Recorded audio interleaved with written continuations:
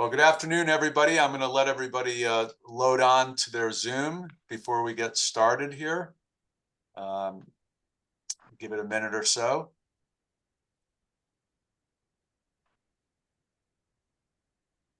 I can see names popping up in our Zoom. All right, well, let's get started. My name is Scott Zucker. I'm honored to be the chair of the Alternative Dispute Resolution section for the State Bar of Georgia.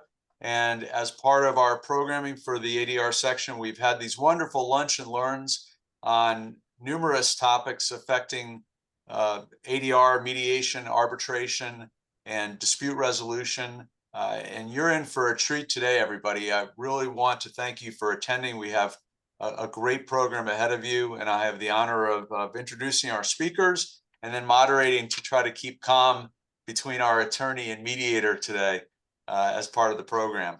So let me get started. I want to introduce our speakers. First, I'm going to start with Ray Chadwick.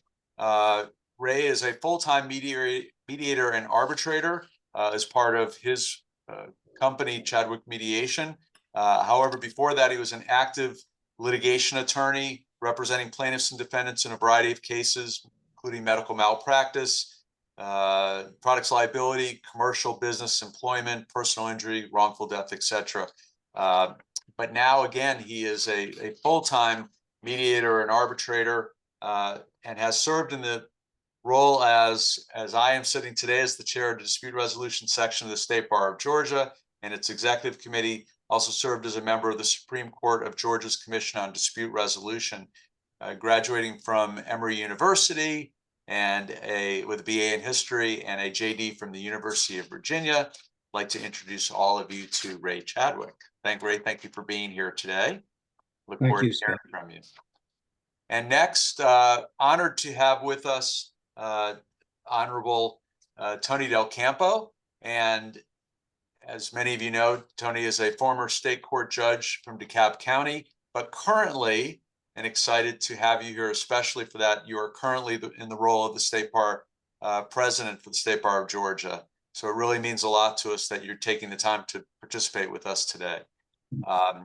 Tony got his undergraduate degree from Emory University in 1991, graduated with a law degree from Georgia State in 1994.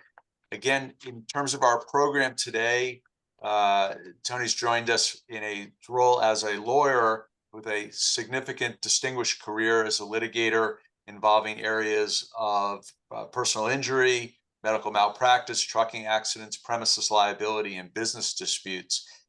We have put Tony and Ray once against each other a little bit from their perspectives as attorneys and mediators to discuss the issue of strategies at mediation and to hear from them about different topics relative to that issue. So again, welcome to you both. Thank you for taking the time to talk with us about these topics. Thank you for having us here. Okay, so I'm going to start with you, Tony, on a question dealing with attorney strategies. And over the last few years, in the context of mediation, can you talk to us about whether you think attorney strategies have changed in participating in mediations? Sure. I think they have changed to some degree. For example, one of the things that I used to see all the time is lawyers used to make presentations, these big to-dos where they would do PowerPoints, they would show, a lot of information, and they would go on and on and on. And as time has gone by, I find that lawyers are doing that less and less. Presumably the defense and the carrier or whoever will know what the case is about, particularly in a personal injury case. So I think we are seeing, at least I'm seeing, a lot less of lawyers doing those full-throated presentations with a lot of audio visual stuff. And not that that's not helpful, because it can be very helpful, but I find that more and more lawyers are not interested in doing that as much. And so I think that's one of the changes that I have seen lately. Obviously, with the advent of Zoom, because of the pandemic, and I know we're going to get into this issue a little bit later, but obviously the Zoom presentations obviously are very different. They take, in my experience, a lot less. So there's different strategies for doing a Zoom mediation versus an in-person live mediation. Yeah. And Ray, from the mediator's perspective, what changes have you seen over the years from mediation strategies? Well, as probably everybody here knows, initially there were no strategies because nobody knew much about mediation.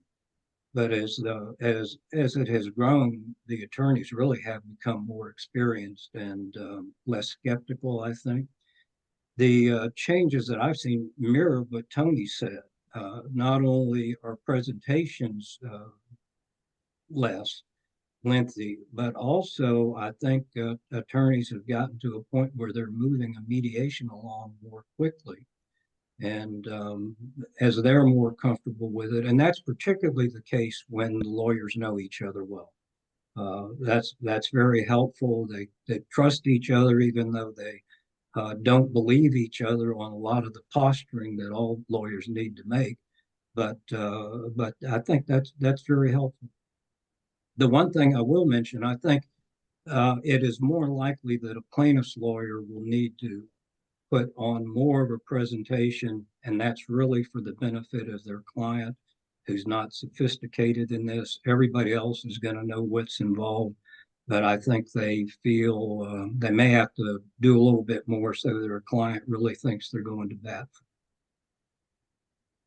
Well, just as you guys were mentioning in terms of these opening statements, let's back up a little and talk about your strategy about pre-mediation memos provided to the mediator. Tony, you have a position about whether that's an effective tool to assist the mediation by doing a pre-mediation statement? I think pre-mediation statements can be very, very helpful, particularly if you have like technical legal issues that are involved, and that perhaps are pending on a motion for summary judgment, or maybe evidentiary issues that you believe things are going to be admitted at trial, and I want to know why you think they are. So it can be very helpful in that regard. What I don't believe is helpful, a lot of times people will send me pleadings and that kind of stuff, and I just don't think that's very helpful. Some mediators ask for that stuff, and I don't know if that's just to create some more work for themselves so they can build the pre review stuff, but I don't think that's helpful. If you want to send me a short succinct statement of the case so I can know what's about, I make it a practice personally to call every lawyer before the mediation, because I want to know from the lawyer if there's something I need to know about before the mediation. Do you have any issues with client control? Because oftentimes the lawyers, particularly plaintiffs lawyers and actually defense lawyers, may have an issue with their client. A plaintiff may have, high expectations to where the case is going to end up, and the lawyer needs to be seen as an advocate during the mediation. And so he's going to want to, he's going to want me to lean on their client, but I can get that information from the lawyer before the mediation, not during the mediation. Likewise, on the defense side, defense lawyer may say, look, my adjuster is not seeing this case adequately. He's not giving me enough authority, but I can't, give in too much during the mediation, but I need you to lean on him or her. So I have found it very helpful, more than a statement, actually, to have a discussion with the lawyers so we can inquire about all those things, if there are any issues in the case, if there are any client control issues. And I found that to be very helpful. So I would encourage all mediators and parties to call the mediator. We'll usually make ourselves available, in the late afternoons or evenings, when we're not mediating, to be able to do those kind of things. Ray, what do you think? Well, once again, I'm going to mirror Tony, no point and counterpoint here on my end. I really like confidential pre-mediation submissions. Really, in the more complex the case, it's really helpful. If it's a basic rear-end collision clear liability case, that's not important in that case, unless there might be some real client issues. But in a case that is more complex, perhaps a business case or a medical malpractice case where there might be legal issues, expert witness issues, I like those. And I find something that's very helpful, and it's more often, in my experience, done by the defense. They'll send me a submission. Well, they'll talk about their position and their strong points, but they'll also be very candid about their concerns and their perceived risks, and because they think that would be useful information for me to know. Again, all that's confidential, but it is helpful for me, and I would think for every mediator, to begin to think about the mediation and perhaps the best way to approach it. So, Ray, will you reach out to counsel before a mediation to talk as well as the pre-mediation statement? If it is a complicated one, more often, again, for the rear end collision one where it's not, Augusta is not as big as Atlanta, so there are a lot of the same lawyers that I deal with, both on the plaintiff side and on the defense side. And I find in the rather simple personal injury cases, it's not as important, but anything that's got any complexity at all, I do. So let me still turn to a little bit ahead of the mediation before we talk about concepts in presenting mediation cases. How about selecting the mediator? So Tony, how do you go about deciding who the mediator should be? Is it somebody that you've used before? Is it lawyers that you know? Like, do you like evaluative mediators? Like, what is it that you're looking for when you select a mediator? Well, my first rule for selecting a mediator is somebody the defense wants, right? Because I know my case. I'm not going to give my case away. I want somebody the defense is going to listen to. And so it really doesn't matter to me who that mediator is. Now, I do have some that I will not mediate with just because of prior experience. So having experience with a mediator often, is oftentimes very, very helpful. And when you talk about, whether you have an evaluative mediator, that is something that you had to be very careful with as a mediator and as a litigant. I will tell you, I had a very negative experience with a mediator who was trying to tell me why I was going to lose my case on summary judgment. And of course, that was not the case at all. But this mediator said that in front of my client without talking to me first. And so my client, when the mediator left, was looking at me like, is this mediator right? Am I going to lose this case? I was like, no. And so it really put me at odds with my client. And I didn't appreciate that particular mediator being so strong-willed. I think this mediator was trying to sort of push both sides, but in doing so, it put me crosswise with my client a little bit. And so I didn't really appreciate that. So as a mediator, I make it very clear, to the lawyers particularly, look, I'm not going to tell you, your case better than I do. I'm coming in sort of at the last minute trying to help you get a case resolved. I'm not going to tell you have a great case, you have a bad case. But if you ask me, you can use me as a resource, right? Whether it's to help you with your client, or if you really have a question, what a judge might do in a particular case. I have been a judge. I was a judge for 10 years, so I've dealt with a lot of these issues. And so that sometimes can be very helpful in, telling the parties and the litigants what I would do in this situation, whether I would admit a piece of evidence, whether I would exclude a piece of evidence. And I find that can be very, very helpful. But in terms of picking the mediator, I prefer somebody that I've worked with before, that I have some confidence in, because, once you work with somebody before, there's a trust element to it, so that you can say, hey, this is kind of what we're looking to get out of this case. And I know that mediator is not going to then go necessarily tell the other side, technically, you're not supposed to do that, because it would be unethical to tell the other side, hey, this is what they're looking for. But so you just have to be very careful.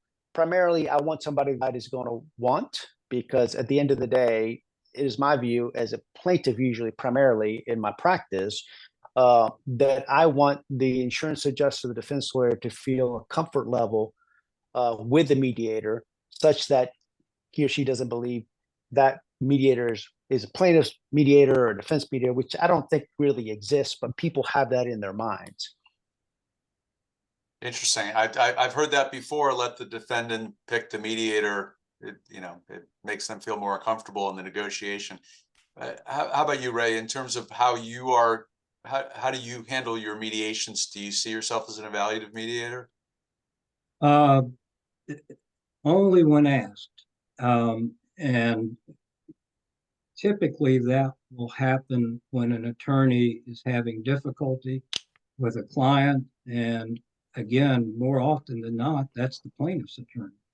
Again, because the plaintiff may read about these sky-high verdicts and settlements and think that the case is worth a lot more than it is worth. So I will do it. And I don't know, some of you may be familiar with the ABA study that was done, I think in 2008, it's been a while ago, about what attorneys, a portion of it dealt with what do attorneys want in a mediator. And a pretty high percentage of attorneys said if the mediator won't tell them what the mediator thinks, they won't hire that mediator again.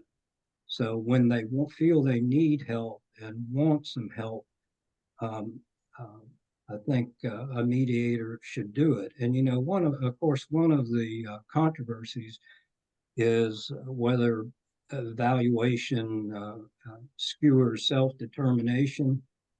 My philosophy, and I appreciated it when I represented people in mediations, I thought it helped with self-determination because it helped me think about the case, helped me think about what's in the best interest of my client, helped me think about what I should talk to my client about. Mediator's not making a decision. You can totally disagree with the mediator, but it might be enlightening and helpful. I tend to think in this, and I struggle with this, and I know that those that are involved in ADR struggle with this issue of being a mediator that is just involved with communicating offers and doesn't participate in trying to help the parties settle. It's sort of a tough role to have, and we use the term evaluative mediator.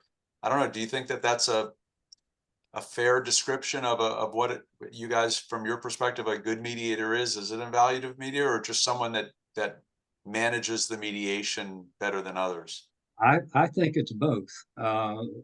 Again, in terms of helping with just the negotiations in terms of exchanging offers, obviously, and back and forth, obviously, that's something that's an important role. But can be a lot more to it than that. And if again, I think if the mediator's not willing to help, and Tony and I had a discussion about this earlier, you can be a evaluative mediator directly or indirectly. And Tony asked me, what did I mean by indirect?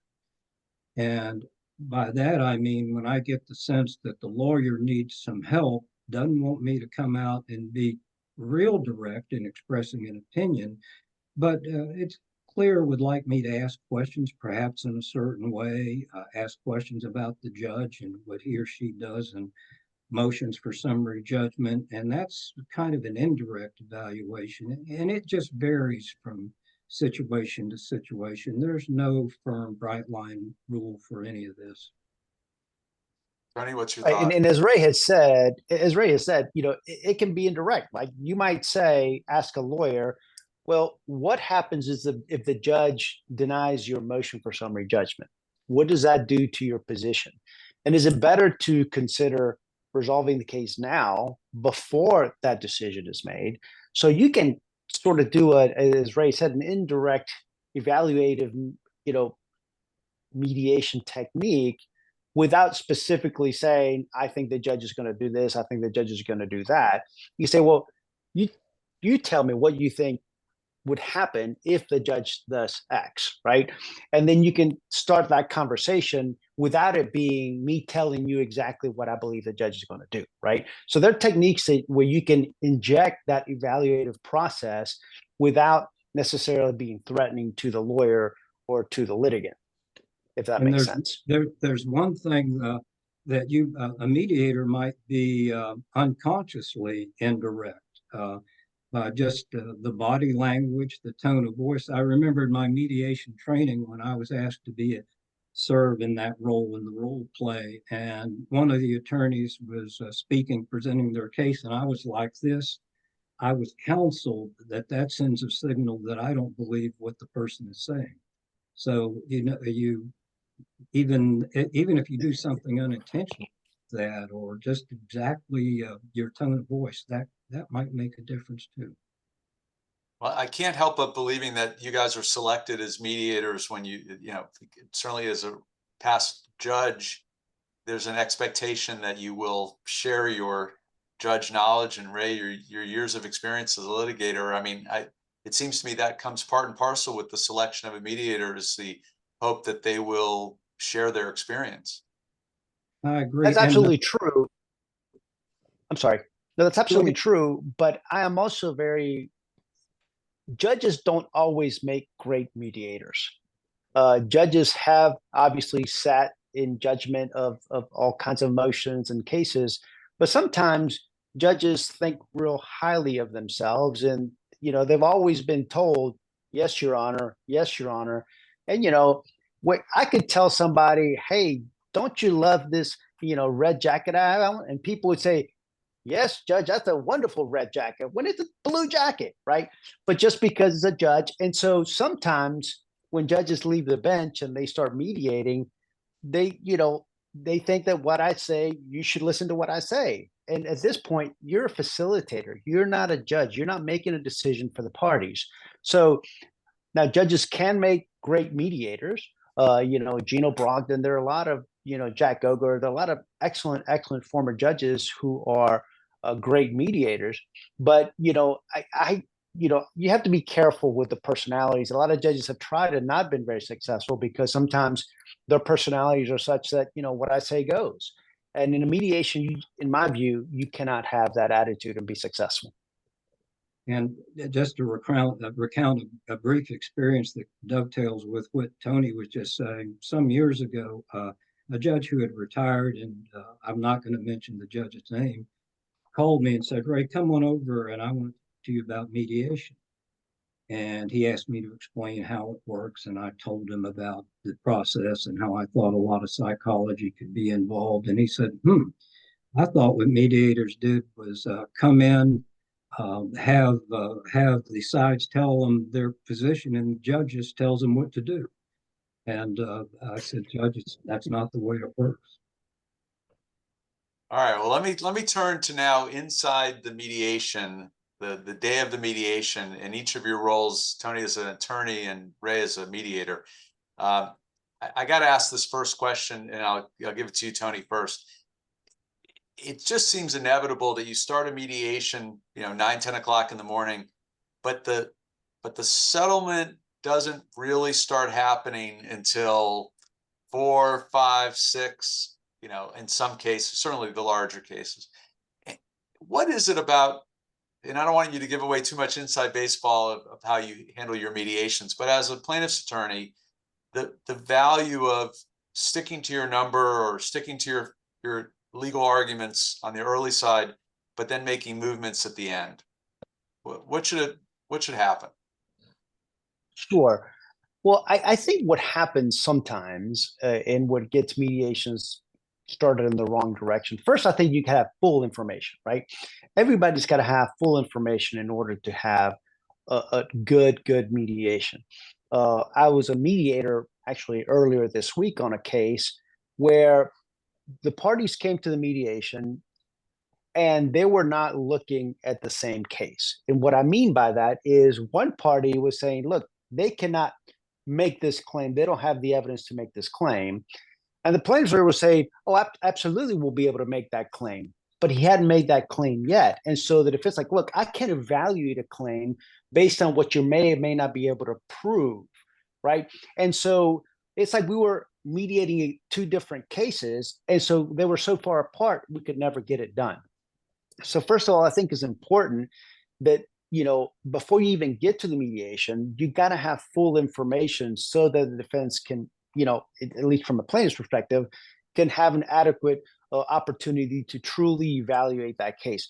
Bringing an extra $100,000 to mediation the day of mediation in medical bills, it's a non-starter because, some lawyers, I think, don't understand how the defense evaluates cases and set reserves, and they have committees that look at it. And so when I'm a mediator and that happens, I know that's going to be a huge problem because, the defense said, well, what am I supposed to do with that? You can't bring me something the day of the mediation. So I think it's critical that you have all of the information before. The other thing that I see, sometimes people start with these ridiculous numbers, right? I've had, as a mediator, folks start with a demand of $12 million and we settle the case for $200,000, right? If you have a $200,000 case, don't demand $12 million because we are just wasting our time. The second thing that I think oftentimes makes mediations go long and don't move is people go up on their demands. If you made a demand for $1 million, don't come to the mediation and demand $4 million. If you're going to do that, tell the other side ahead of time and give them your rationale for why now you believe your case is worth 4 times what it was with the last demand that you made, because those adjusters generally are not going to pay you that first demand. So you're starting, behind the 8 ball, as it were. And what defense counsel tell me is like, look, I can't start the mediation at negative $5 million, right? So if you're up here pie in the sky, until you get to a reasonable place, we're not really going to make any progress. And so sometimes that's what takes a really, really long time to get the parties moving is, get people to a reasonable. And what, sometimes plaintiffs lawyers say is, well, I don't want to bid against myself, right? I don't want to do this. Well, look, just give them a number and mean it. Make it reasonable. Don't give yourself so much runway, because at the end of the day, you lose credibility. And what Ray was saying earlier, when lawyers know each other, it's a lot easier because, I know that lawyer is not going to BS me. And when he's making a demand of this, that's a reasonable demand. And so I think sometimes what stalls mediations is these unrealistic numbers and unrealistic expectations, because as Ray rightly said, people are saying, wow, they're looking at all these big verdicts. And so they want to start at the millions and millions and millions of dollars that don't necessarily get cases moving quickly enough. Right? Thoughts on that? Well, a couple of things that Tony pointed out, and it seems that it always the same lawyers, and I always tell them that it's the same mistake and that the mediation's not going to last very long. I have had lawyers come in where the specials in a PI case that the insurance company has is 50,000, and they come in with 200,000 more that are anticipated in the future, or some of which have already been incurred. And right then, the mediation, you might as well just tell everybody to go home if the plaintiff is really going to stick to that. The reality is in mediations and in ones involving money, each side always starts with an unrealistic and what the other side will consider unreasonable position. But they do the dance. The experienced lawyers are familiar with that. They don't get offended by it unless it's something crazy like Tony described. But as it moves along, each side eventually moves to their first realistic, unreasonable number. And it's between those that the negotiations really start. And kind of going along with that, I don't know how many folks on here on this feel about brackets. When I represented people in serious cases, I liked brackets. I thought they sent very useful information. I know some people don't like it, but the reality I find when people use brackets is that, of course, everybody looks at midpoints, and the real negotiations commonly are between those midpoints. So that can help jumpstart a mediation also. Yeah, I was going to talk about brackets in a few minutes, but it's interesting that you talk about the first offer that ultimately comes out may be the unrealistic one, but is in the range of the starting of the conversation. It just seems that still there's this strategy potentially of playing the game with staying outside that number for a few hours before people start having that conversation. I don't know if either of you share any strategies of moving mediations along quicker by being more realistic earlier. But I like what Tony said. I think it's a great practice pointer, is sharing correct information before the mediation starts. One comment that I will make, and again, luckily I'm in an environment where I deal with a lot of the same lawyers. And it's just, it's good to be able to pull them aside sometimes, and it's more commonly on the plaintiff side, and talk to them about where they are and they're drawing out the process. I don't know, Tony, you probably will pull an individual lawyer out from time to time, and then also both of them to meet. But I'll just tell them, look, Joe, by the way you're doing this, you're benefiting 2 people, the defense lawyer and me. We're charging by the hour. So while you're continuing to waste all this time, you're costing your client more money than is necessary. Well, in Atlanta, that may be a little different because, there's so many lawyers, right? And I don't always know all the lawyers, and the lawyers don't always know each other. And so there is a little more potential distrust in that sense. And sometimes I just think, plaintiffs' lawyers want to put these high numbers up there because, they don't want to give anything, and they don't they want to keep everything close to the vest and they don't want to give information. And in the defense, they're accustomed to lawyers starting up here and then ending up down here. And so it's this sort of disconnect. But once, if the lawyers have worked with each other before, it's a lot easier because one lawyer can tell his client or his adjuster, look, he's not messing around. If he's demanding that, that's not an unreasonable demand, but he's not going to go from up here all the way down here. He's starting here, but let's negotiate between here, right? And so I think having that fund of knowledge, knowing the other side, knowing the other lawyers, oftentimes can be very, very helpful. But, unlike Augusta, there's a much smaller legal community here in Atlanta. There's that distrust between the parties, and sometimes you have to do the dance to get, from here to here. So, sometimes, and that's what sometimes they say, look, we're just going to play the game. And as a mediator said, look, I'll stay here as long as you want me to stay here, because as Ray say, we get paid by the hour. But why don't we just, get a little more reasonable? Let's get to an area, just get to the strike zone, as I like to call it, of where this case really should end up. Let's get rid of the external stuff. Yes, could you hit it out of the ballpark at trial? Absolutely. But if you're going to resolve this case, it needs to be here. And sometimes, unfortunately, just folks don't make good decisions in terms of evaluating cases. And sometimes it's just, it's destined to fail from the get-go. I mean, I had a personal case where I was a litigant in that I mediated 2 weeks before trial, and it was a wrongful death case. And I thought we had a good case. The defense obviously thought they had a great case. But it was $1 million policy as a wrongful death case. And so we obviously made the demand for the policy limit several times. And so 2 weeks before trial, I tell this lawyer, look, even if we were in Clayton County, which is a very liberal county, as most of you probably know, I say, look, even if you think you win this case 90% of the time, I don't believe that, but let's say you think that, what is the Clayton County jury going to do for a 42-year-old father of 4, right?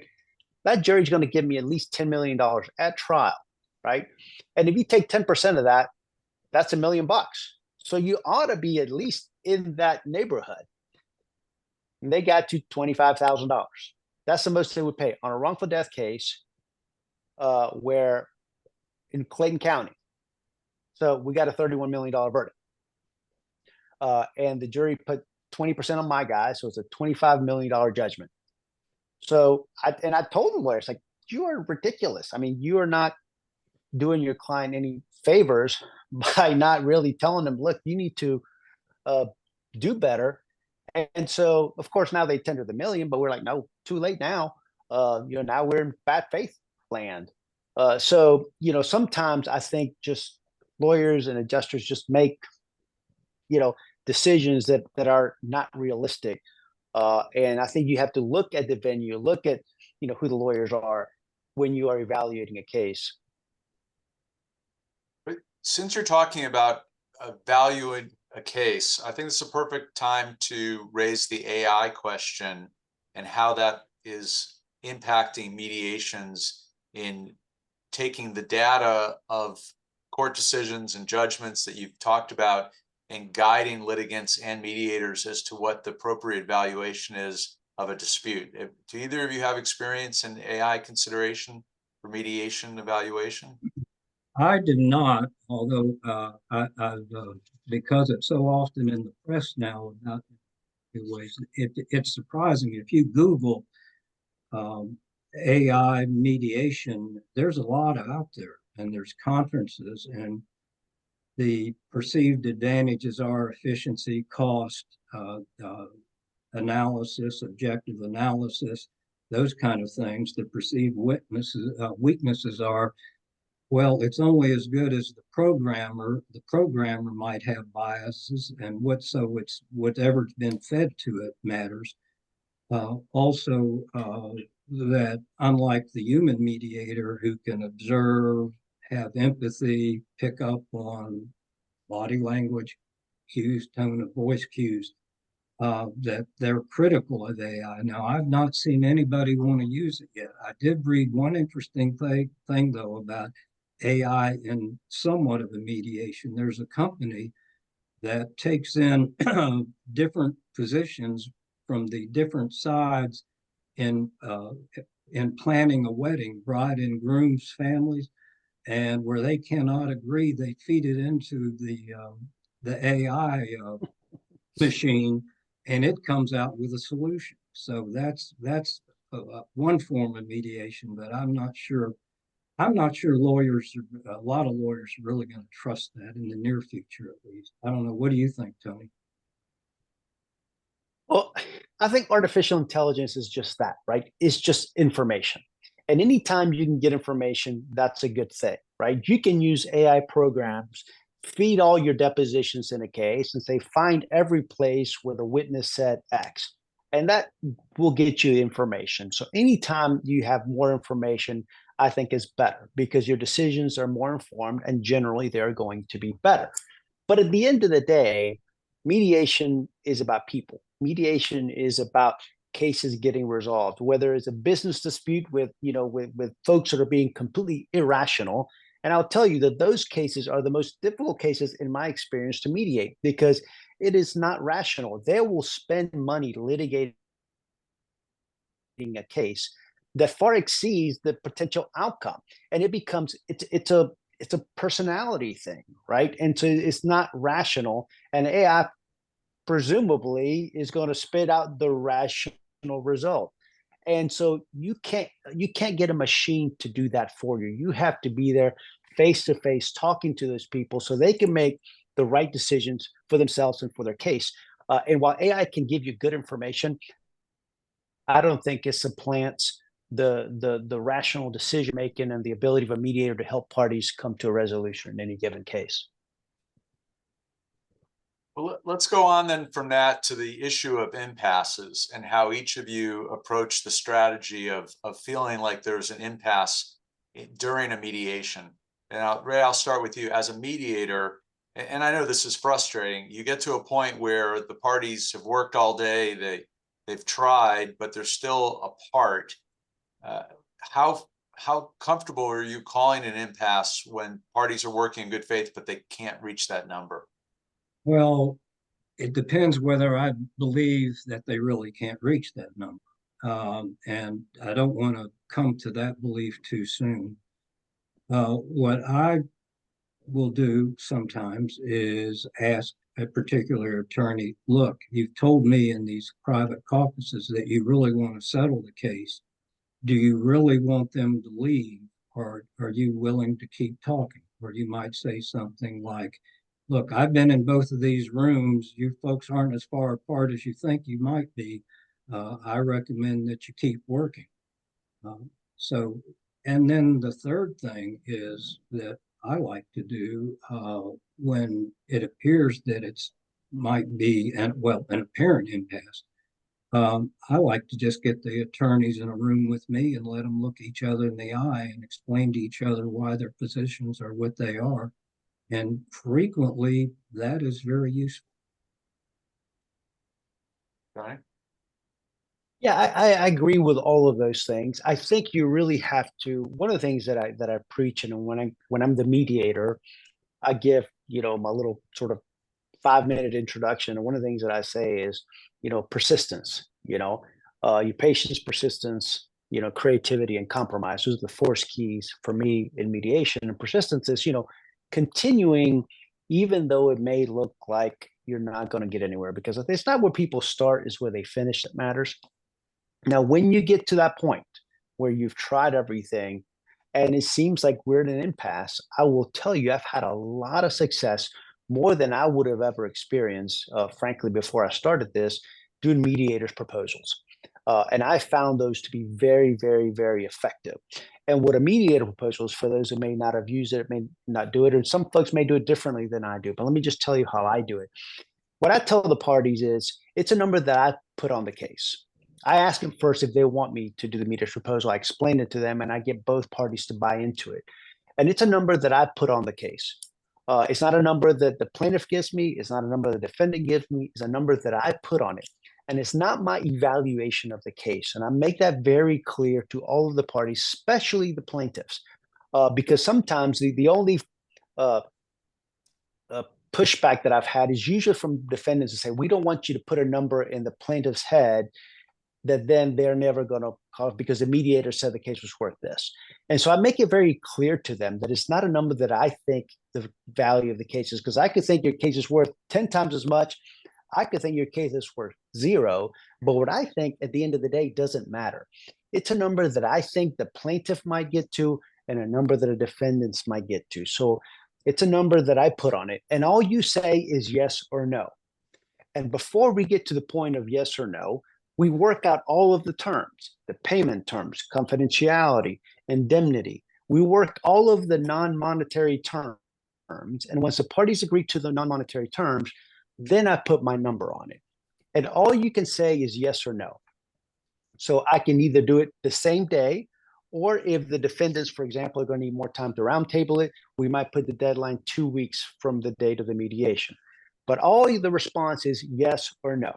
If both parties say yes, I report, folks, congratulations, we have agreement.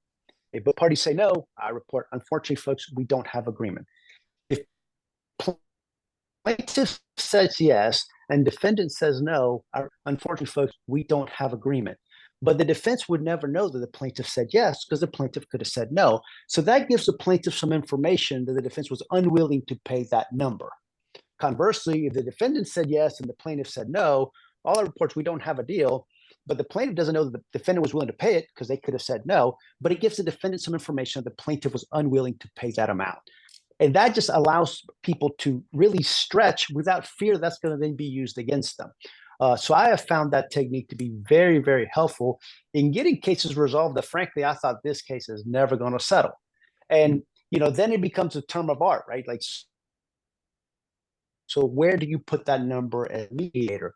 You have to really weigh and talk to the plaintiff and the defense a little more, because at the end of the day, my goal is to get your case resolved. My goal is not to get the defense to like me. My goal is not to get the plaintiff's lawyer to like me. My goal is to get the case resolved. Because if I put the number too high, the plaintiff is going to think I am the great thing, but it's not going to get the case resolved. If I put it too low, the defendant might like me, but it's not going to get the case resolved. So I'll put it in a place that I think both parties might stretch to. And I've had a lot of success when I've had an apparent impasse using that technique. Ray, have you used mediators proposals? I have, and I find they can be very useful. Now, they're not always successful, but even if they're not accepted immediately, it does set parameters where the sides will talk post-mediation and ultimately get the case resolved probably somewhere near that, even though they might not accept it immediately.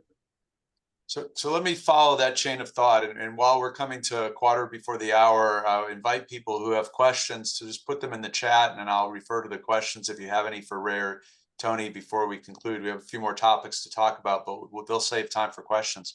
How do each of you feel about a mediator? I'll frame it, chasing the parties post-mediation if there's an impasse. Do you appreciate a diligent mediator who wants to continue working on a case towards resolution, or are you taking the opinion if the mediation didn't succeed, move on? As a litigator, I love when a mediator stays involved, right? Because at the end of the day, I want to resolve the case if I can do so. And I think having a mediator that stays involved and will follow up, it's a good thing. I make that a practice of my own. I put little reminders, for my cases that don't resolve. Said, hey, if you guys, and I tell them after the mediation, if the mediation has failed, that please feel free to call me again. I had a mediation that fell through earlier this week, and I said, look, depending on what the judge does on those motions, give me a call. I'm happy to re-engage once you guys have more clarity on where this is the case I was talking about earlier, where there were unrealistic expectations of what the plaintiff could prove and could not prove. I said, once you button down that evidence, if you want to call me and I can call the other side, I can re-engage. We don't have to do a full-blown mediation. I can just call the parties and see if I can get the case resolved, more informally now that we've had an opportunity to have a mediation. So I think it's a good practice for mediators to stay involved and for litigants to allow the mediator to stay involved. At the end of the day, everybody wants the case resolved. It promotes judicial economy. It gets the money faster to your client, or it resolves the dispute faster. So I think any techniques that can be utilized to resolve a case, it's a good thing. And I agree with that. I don't know whether you can hear, but I think my dog Lucy agrees with much of what Tony said. She's decided to bark. Maybe the UPS guys come here. I do think staying involved, and I don't know if other mediators do this, but I always express my disappointment to the sides when I'm unable to assist them in reaching a resolution. That's the way I put it. And I invite them to make phone calls and send me emails, and then I will also call them, and I always tell them I'm not going to charge you for that. And they, I guess they maybe appreciate that most of all. But again, I do that because I'm always disappointed if the case cannot be resolved. So I do think it's important in many cases really to follow up. So one other topic that we've had a lot of questions about, and I'd look for your perspective on this, is the Zoom versus live mediations.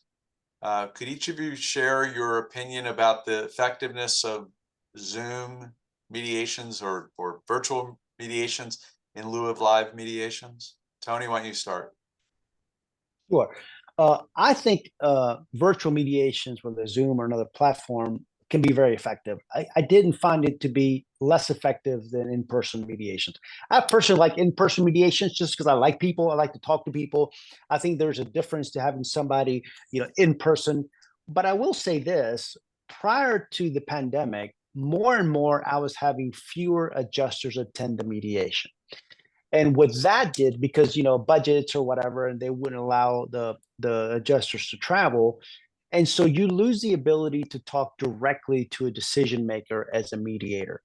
And I found that to be less effective, because if I am unable to talk to the decision maker or have the decision maker listen to me directly what I had to say, I think it was not as effective. And so if everything's being filtered through the lawyer, it may not be, as I said, as effective. So I think the virtual mediations have helped because it allows more people to participate. So from that perspective, I think Zoom mediations are more effective. But I think in an ideal world, everybody's present and all the decision makers are there to make the decision. That's not the ideal. But I would rather have a virtual mediation with all of the participants and decision makers than a live without the decision maker present. I think most effective. I think everybody needs to be involved so that the proper decisions can be made. My experiences with Zoom, that's the platform I use, it really has been very successful in the sense that I don't think, had they been in person, would have made a whole lot of difference for those that did not get resolved. But there are those that I think should never be held virtually. One is where there's a very emotional plaintiff.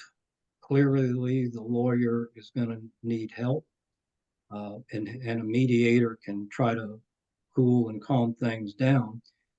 Then there are certain types of cases that I think just should never be done virtually. One of which, and Tony, or someone, maybe it was you, Scott, alluded to this type matter, but a business divorce, where there are people who've been in business together and they're breaking it up, and they come to a mediation. they both think they're trying to cheat each other, and unfortunately, frequently they're right. But it takes to try to do those virtually can be very difficult. The other one that I would never do virtually is where um, children are fighting over mama and daddy's money in an estate matter. I just think those always have to be done in person. Now, one of the things that I would suggest for virtual, one of it is if you're going to do it as a mediator, always make sure you have a good internet connection, and um, that is very important. The other thing I like to do is setting up a virtual is, for those who are used to it, a mediator sets up various rooms and, of course, eventually moves the sides into their private rooms. I always like to set up at least one extra room so that if I feel that it would be useful, I can move the attorneys so that they're together in the extra room. So I think that's something useful for a mediator. It sounds like both of you are pretty positive about the use of virtual mediations as successful tools, sort of in the arsenal of ADR. And I am, and I say that as a skeptic when it first started. I was not sure. I do think they are very effective, and to be perfectly honest, they tend to last a lot. Tend to be a lot shorter than in-person mediations because people, I believe, don't want to be in front of a screen for 8 hours a day, so they tend to move along a little bit faster. But I think in terms of results, I've resolved just as many cases with a Zoom mediation as I have in person. Again, I like in-person mediations just because I like people. I like to be around people. But that doesn't mean that they are more or less effective. I think they can be very, very effective, and I like to use them. Okay, we've had a question about the Uniform Mediation Act and how it's impacted your practices with regard to confidentiality and disclosures and things like that.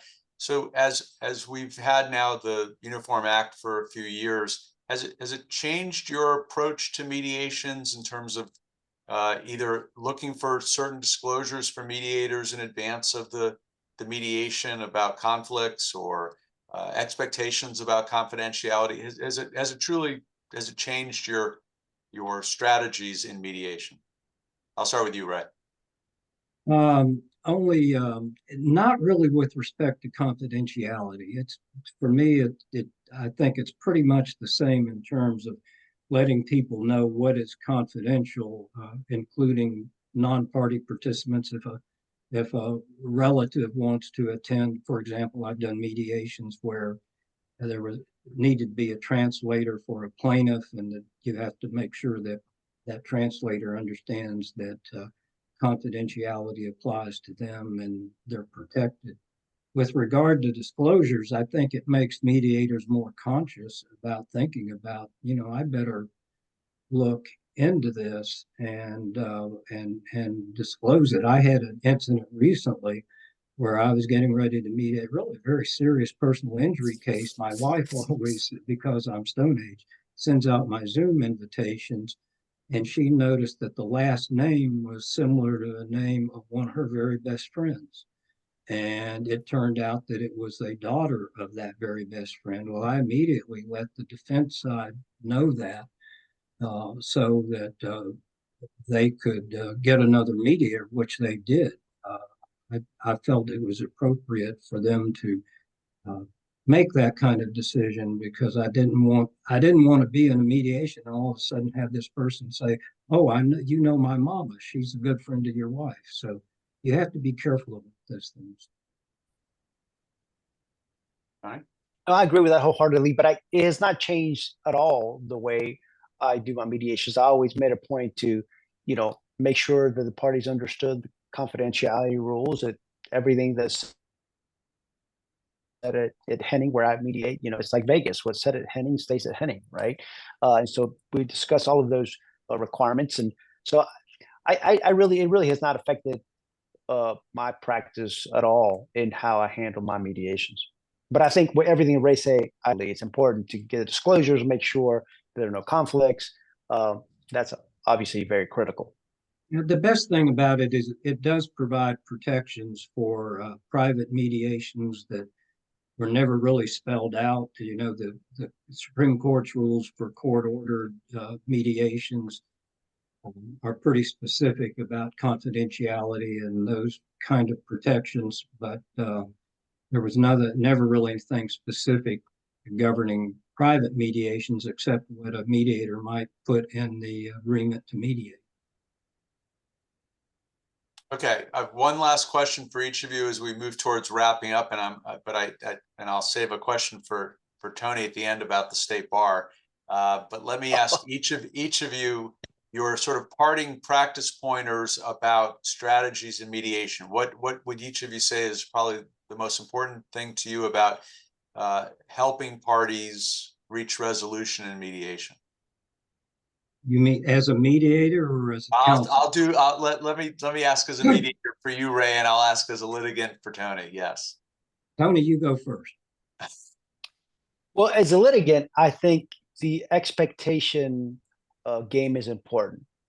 Set the expectations for your clients about what it is going to happen.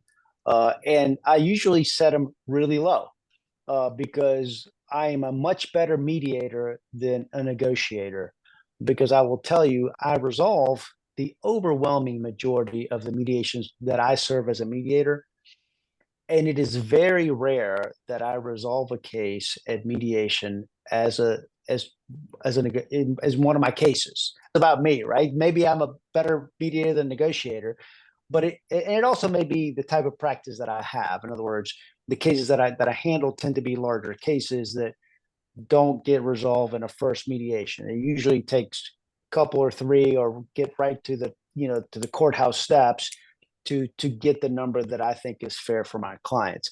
But I think getting those expectations met is important. It's important to give the information to the other side, as I was talking about earlier. I think that's critical. Because the other side needs to have the information, the adequate information, so they can evaluate the case. And I don't hide the ball, right? I tell you everything that I'm going to prove at trial, and you believe me or not, at your peril potentially, or at my peril if I don't resolve the case. But I think it's better to give more information as opposed to holding back. You know, I don't like folks say, well, I'm just going to hold that back for trial. Well, that's not necessarily, I mean, I understand why people say that. I'm going to hold this piece of evidence at trial so that if I don't get it settled at trial, I can have this, big thing that's going to make my case get better.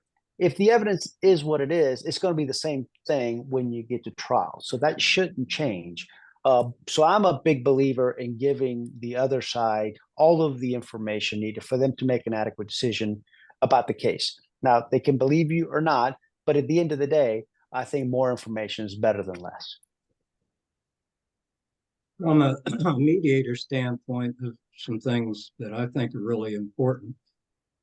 Some are really interpersonal rather than so much professional. By that, I mean, one, it's really important for a mediator to listen and not talk too much. I have been involved in matters where the mediator just continues to talk about war stories and how their cases turned out, and that's not helpful.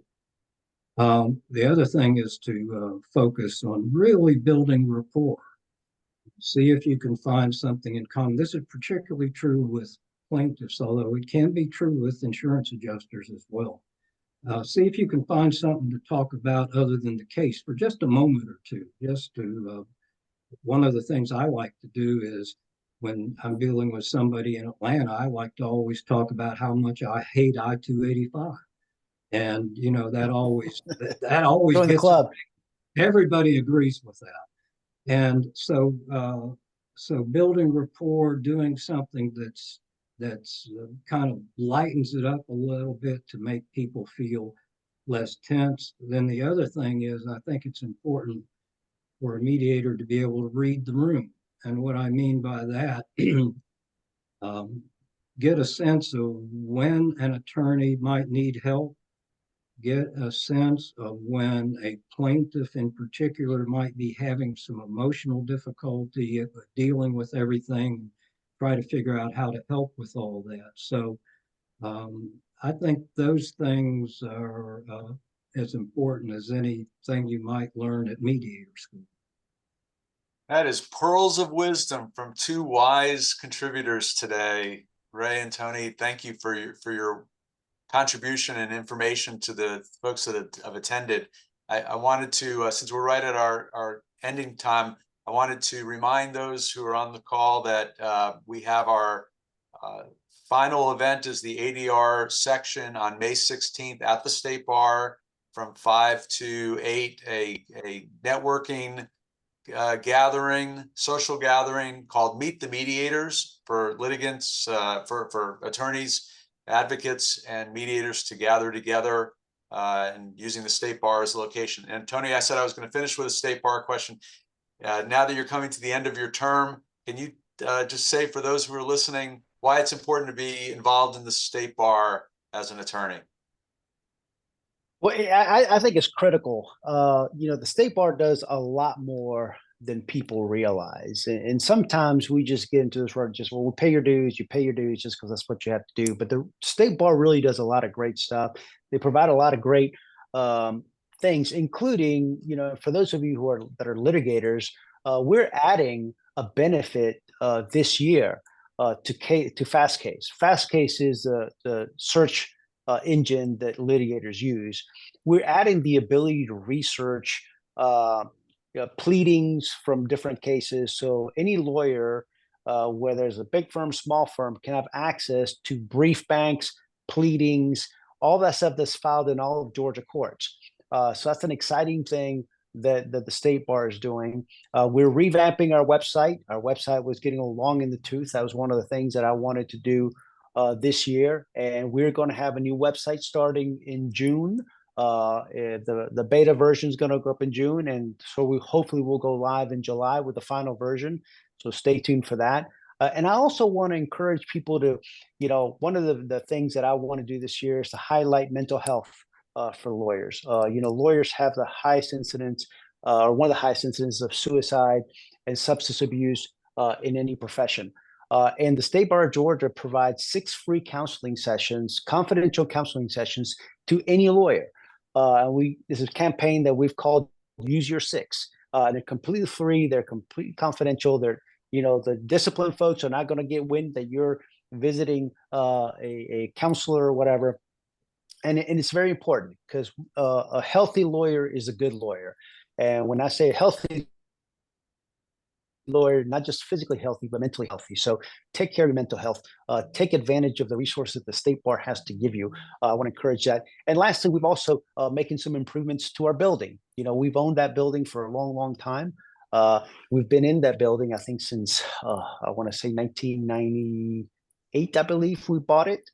And it's paid for. You can use the parking deck when you go to see an Atlanta United game or a Falcons game or see a Hawks basketball game or go to a concert at Phillips Arena, or I guess State Farm Arena now. So use all the resources that the bar has to give you, and something you ought to be very proud of.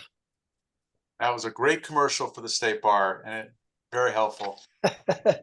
All right, guys, thank you so much for your time. Thank you to everyone who attended, and hopefully we'll see you all on May 16th at the State Bar. Thank you all again. Perfect.